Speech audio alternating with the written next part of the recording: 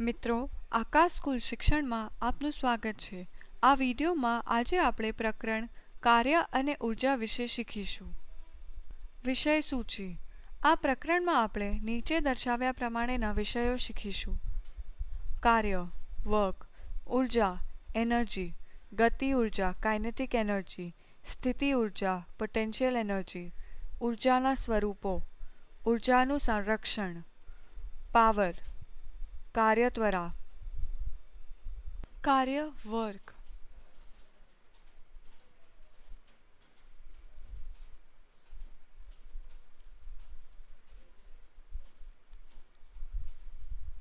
કાર્ય થવા માટેના બે શરતો જરૂરી છે. કાર્ય થવા માટે પદાર્થ પર બળ લાગવું જરૂરી છે અને પદાર્થનું બળની દિશામાં સ્થાનાંતર થવું જરૂરી છે. જો કાર્યને W, બળને F અને સ્થાનાંતરને S દ્વારા દર્શાવીએ તો કાર્ય, બળ અને સ્થાનાંતર વચ્ચેનો સંબંધ દર્શાવતું સૂત્ર અહીં બતાવ્યા પ્રમાણે દર્શાવી શકાય. કાર્ય બરાબર બળના સ્થાનાંતરની દિશાના ઘટકનું મૂલ્ય ગુણ્યા સ્થાનાંતરનું મૂલ્ય. અહીં બળ અને સ્થાનાંતરના એકમ ન્યૂટન અને મીટર છે. તેથી કાર્યનો એકમ ન્યૂટન મીટર Nm થાય, જે જૂલ નામક એકમથી બતાવાય છે. કાર્ય ફક્ત તીવ્રતા ધરાવે છે, દિશા નહીં. તેથી કાર્ય અદિશ રાશિ છે. જો સ્થાનાંતર અને બળ પરસ્પર વિરુદ્ધ દિશામાં હોય તો કરેલું કાર્ય ઋણ છે. આપણે એવા ઘણા સામાન્ય રોજબેરોજના કિસ્સાઓ જાણીએ છીએ જેમાં કાર્ય કેટલું અને ક્યારે થયું છે તે નીચે પ્રમાણે વર્ગીકરણ કરી શકાય. બળ લાગતું હોય તેમ છતાં સ્થાનાંતર શૂન્ય હોય. બળ અને સ્થાનાંતર સમાન દિશામાં હોય. બળ અને સ્થાનાંતર વિરુદ્ધ દિશામાં હોય. બળ અને સ્થાનાંતર પરસ્પર લંબ હોય. બળ અને સ્થાનાંતર વચ્ચે 90 ડિગ્રી ખૂણો ન હોય પણ અન્ય કોઈ ખૂણો હોય. કાર્ય ક્યારે અને કેટલું થાય છે. કાર્ય ક્યારે અને કેટલું થાય છે તે કેટલાક ઉદાહરણો દ્વારા સમજીશું. આપણે જો એક મજબૂત દિવાલને ધક્કો મારવા ખૂબ બળ વાપરીએ તો પણ દિવાલ પોતાની જગ્યા પરથી ખસતી નથી. તેથી અહીં આપણે કહી શકીએ કે થયેલ કાર્ય શૂન્ય છે.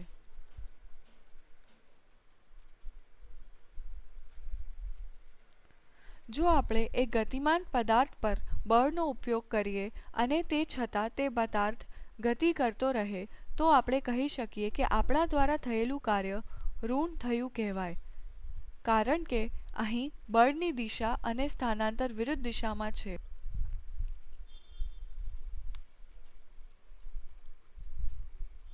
જો આપણે એક ગતિમાન પદાર્થ પર બળ લગાડીએ જ્યાં બળની દિશા પદાર્થની ગતિ લંબ દિશામાં હોય તો બળની દિશામાં કોઈ સ્થાનાંતર થતું નથી. તેથી અહીં થયેલ કાર્ય શૂન્ય છે. ઉર્જા એનર્જી. કાર્ય કરવાની ક્ષમતાને ઉર્જા કહે છે. જે પદાર્થ કાર્ય કરે છે તે ઉર્જા ગુમાવે છે અને જે પદાર્થ પર કાર્ય થાય છે તે ઉર્જા મેળવે છે. ઉર્જા જૂલ નામક એકમમાં માપવામાં આવે છે. કાર્ય એક પ્રક્રિયા છે જેમાં ઉર્જાની આપ-લે થાય છે. ઉર્જા ઘણા પ્રકારોની છે: યાંત્રિક ઉર્જા, ઉષ્મા ઉર્જા, રાસાયણિક ઉર્જા, વિદ્યુત ઉર્જા અને પ્રકાશ ઉર્જા. યાંત્રિક ઉર્જાના નીચે પ્રમાણે બે પ્રકાર છે: ગતિ ઉર્જા, સ્થિતિ ઉર્જા. ગતિ ઉર્જા કાઇનેટિક એનર્જી.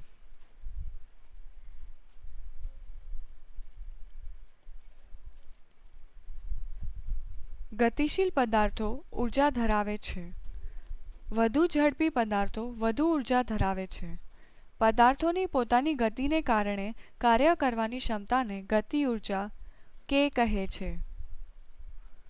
એક પદાર્થની ઉર્જા K દળ m અને સમાન વેગ v દ્વારા નીચે પ્રમાણેના સૂત્ર દ્વારા દર્શાવવામાં આવે છે: K = 1/2 mv². હવે આગળના ગતિ ઉર્જાના સૂત્ર પરથી નોંધો કે જો આપણે પદાર્થની ગતિ 2 ગણી વધારીએ તો ગતિ ઉર્જા પદાર્થની મૂળ ગતિ કરતાં 4 ગણી વધશે, કારણ કે આ સૂત્ર પ્રમાણે ગતિ ઊર્જા ગતિના વર્ગના સીધા પ્રમાણમાં સંબંધિત છે. તેથી ગતિ ઊર્જાના સૂત્રમાં ગતિની કિંમત 2 ગણી કરીએ તો ગતિ ઊર્જા k × 2v = 1/2m × 2v² = 4 × 1/2 mv² = 4 × ગતિ ઊર્જા k. સ્થિતિ ઊર્જા પોટેન્શિયલ એનર્જી પદાર્થના સ્થાન અથવા તેની સંરચનાને કારણે તેને મળતી કાર્ય કરવાની ક્ષમતાને સ્થિતિ ઊર્જા કહે છે. સ્થિતિ ઊર્જા બહારથી એક પદાર્થમાં ટ્રાન્સફર કરી શકાય છે. સ્થિતિ ઊર્જા પદાર્થના સ્થિતિ અથવા રૂપરેખાંકનને કારણે અસ્તિત્વમાં આવે છે. એક પદાર્થ જમીન પરથી એક ઊંચાઈ પર ઉઠાવી લેવામાં આવે ત્યારે તે સ્થિતિ ઊર્જા મેળવે છે, જે તેને ઊંચાઈ સુધી ઉપાડવાના કાર્યમાં સમાન છે. એક પદાર્થનું દળ m અને જે ઊંચાઈ h માં તેને ઉઠાવી લેવામાં આવે તો સ્થિતિ ઊર્જા સૂત્ર આ પ્રમાણે દર્શાવાય છે. સ્થિતિ ઊર્જા U = m × g × h, જ્યાં g = 9.8 મીટર/s², જે પૃથ્વીનું ગુરુત્વાકર્ષણ પ્રવેગબળ સૂચવે છે. ઉદાહરણ 1. હવે આપણે સ્થિતિ ઊર્જાના વિષયને અહીં આપેલ એક ઉદાહરણ દ્વારા વધુ સારી રીતે સમજશું. ઉદાહરણ: 10 કિલો દળવાળો એક પદાર્થ જમીનથી એક ચોક્કસ ઊંચાઈ પર સ્થિત છે. જો તે પદાર્થની સ્થિતિ ઊર્જા 450 જૂલ્સ હોય તો તે પદાર્થ જમીનથી કેટલી ઊંચાઈ પર છે તે શોધો. ઉકેલ: અહીં આપેલ છે પદાર્થનું દળ m = 10 kg અને સ્થિતિ ઊર્જા U = 450 જૂલ્સ. તેથી સ્થિતિ ઊર્જા U = m × g × h. 450 joules = 10 kg × 9.8 m/s² × h. તેથી h = 450 joules/98 kg × m/s². તેથી h = 4.59 મીટર. માટે પદાર્થની જમીનથી ઊંચાઈ 4.59 મીટર છે. ઊર્જાના સ્વરૂપો. હવે આપણે ઊર્જાના વિવિધ મહત્વના સ્વરૂપો સમજીશું. ઉષ્મા ઊર્જા હીટ થર્મલ એનર્જી પદાર્થના થર્મોડાયનામિક સંતુલનમાં રહેલ આંતરિક ઘટકણોના તાપમાનને કારણે ઉદ્ભવતી ઊર્જાને તે પદાર્થમાં રહેલી ઉષ્મા ઊર્જા કહે છે. રાસાયણિક ઊર્જા કેમિકલ એનર્જી આ એવી ઊર્જા છે કે જે પદાર્થના સંભવિત રાસાયણિક પ્રતિક્રિયા મારફતે રૂપાંતર દ્વારા અથવા અન્ય રાસાયણિક પદાર્થોનું પરિવર્તન કરીને મેળવવામાં આવે છે. વિદ્યુત ઊર્જા ઇલેક્ટ્રિકલ એનર્જી વિદ્યુત વાહક દ્વારા પ્રસારિત થતા અને વિદ્યુત પ્રવાહ દ્વારા પ્રવાહિત થઈ ઉપલબ્ધ કરવામાં આવેલ ઊર્જાને વિદ્યુત ઊર્જા કહે છે. ન્યુક્લિયર ઊર્જા ન્યુક્લિયર એનર્જી આ એવી ઊર્જા છે જે ઊર્જા શક્તિ કે કાર્યત્વરોના સ્ત્રોત છે અને તે યુરેનિયમ જેવા કેટલાક ભારે તત્વોના ન્યુક્લિયસ પર થતી પરમાણુ પ્રતિક્રિયાઓ જેવી કે ન્યુક્લિયર ફિશન કે ન્યુક્લિયર સંલયન દ્વારા મુક્ત થાય છે. આંતરિક ઊર્જા ઇન્ટરનલ એનર્જી એક પદાર્થના વિવિધ ઘટકણોની તમામ આંતરિક ગતિ અને આંતરિક ક્રિયાઓને કારણે ઉદ્ભવતી તમામ ઊર્જાઓના સરવાળાને અંતે મળતી ઊર્જાને તે પદાર્થની આંતરિક ઊર્જા કહે છે. ઊર્જા સંરક્ષણના નિયમ. ઊર્જા ન બનાવી શકાય કે ન નાશ કરી શકાય. ઊર્જાને એક પ્રકારથી બીજા પ્રકારમાં રૂપાંતરિત કરી શકાય છે. સમગ્ર બ્રહ્માંડની કુલ ઊર્જા હંમેશા સતત અથવા અચળ રહે છે.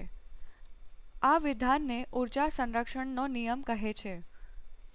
એક પદાર્થ એક ઊંચાઈ પરથી નીચે પડે છે ત્યારે તેની સ્થિતિ ઊર્જા સતત ગતિ ઊર્જામાં રૂપાંતરિત થાય છે.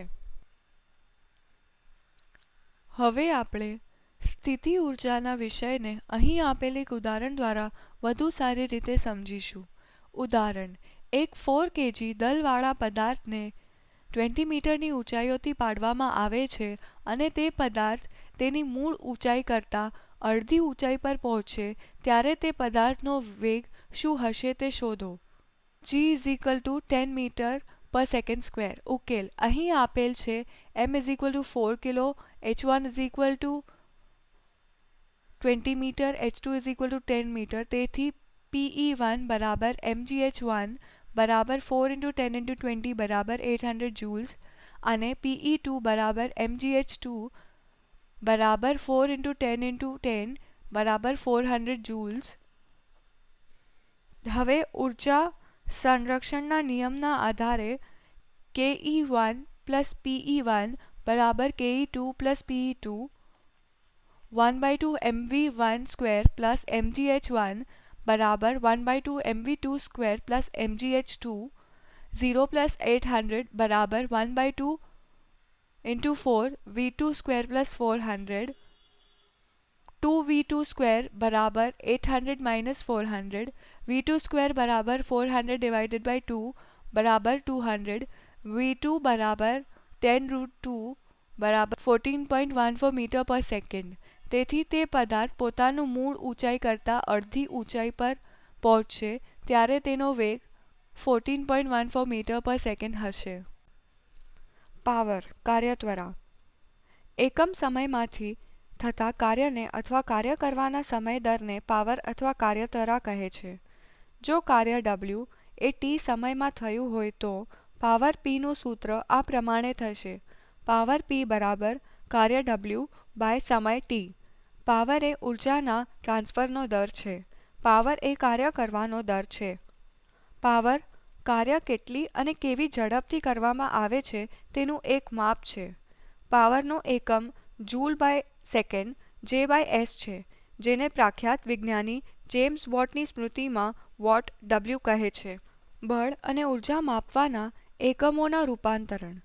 અહીં આપેલ કોષ્ટકમાં બળ અને ઉર્જા માપવાના MKS સિસ્ટમ અને CGS સિસ્ટમમાં દર્શાવતા એકમો અને તેમનું એકમેકમાં સંબંધિત રૂપાંતરણનો અભ્યાસ કરો.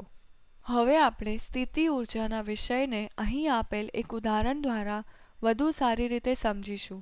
ઉદાહરણ: એક 40 વોટ્સનો વીજળીનો બલ્બ 8 કલાક ચાલુ રાખતા કેટલા યુનિટ વિદ્યુત ઉર્જા વપરાશે તે ગણો. ઉકેલ: પાવર P બરાબર કાર્ય W અપોન સમય t. તેથી એક વીજળીના બલ્બ માટે વપરાતી ઉર્જા બરાબર પાવર કિલોવોટ્સ ઇન્ટુ સમય કલાક બરાબર 0.04 કિલોવોટ્સ ઇન્ટુ 8 કલાક બરાબર 0.32 કિલોવોટ્સ આર બરાબર 0.32 યુનિટ. તેથી એક 40 વોટનો વીજળીનો બલ્બ 8 કલાક ચાલુ રાખતા 0.32 યુનિટ વિદ્યુત ઉર્જા વપરાશે. સ્વાધ્યાય: આ પ્રકરણને વધુ સારી રીતે સમજવા માટે પ્રકરણનું પુનરાવર્તન કરી સ્વપરીક્ષણ કરવા માટે અહીં આપેલ પ્રશ્નોના સાચા ઉત્તર આપો. આ પ્રોજેક્ટ ભારત સરકારના ICT દ્વારા રાષ્ટ્રીય સાક્ષરતા મિશન દ્વારા આધારભૂત છે. જો કોઈ પણ વિદ્યાર્થીને શંકા હોય તો વિદ્યાર્થી પોતાના પ્રશ્ન અહીં આપેલ ઈમેલ સરનામા પર મોકલી શકે છે. અમે તે પ્રશ્નોના સાચા જવાબ વિદ્યાર્થીને તેના ઈમેલ સરનામા પર મોકલી આપીશું. વધુ માહિતી માટે આ ઈમેલ સરનામા પર કૃપા કરીને સંપર્ક કરો. અમારી સાથે જોડાવા માટે ધન્યવાદ.